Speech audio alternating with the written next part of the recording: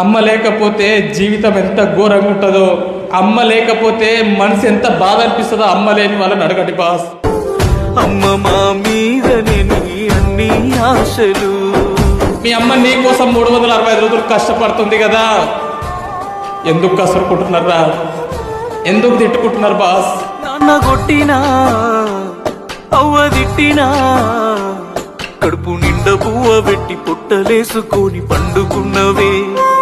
5 నిమిషాలు అమ్మ పక్క కూర్చొని తిన్నవా అమ్మ? నీకు జ్వరం వస్తేనేమో అమ్మ తెల్లారు కూర్చోవాలి నిద్రపోకుండా, అమ్మకు జ్వరం వస్తేనేమో ఒక్కరోజు కూడా అడగవు టాబ్లెట్ వేసుకున్నావా అమ్మ? హాస్పిటల్కి వెళ్దామా అమ్మ? ఏమన్నా తిన్నావా అమ్మ? వస్తే మెట్టలే నువ్వు కుదబెట్టినవే, కొత్త బట్టలే మాకు కొని పెట్టినవే. ఉదయం నుంచి సాయంత్రం వరకు అన్ని పనులు చేసి పాపం జ్వరం వస్తే పిచ్చి దానిలోకి ఒక్కతే పడుకోవాలి, కానీ నువ్వు మాత్రం ఏం అడగవు.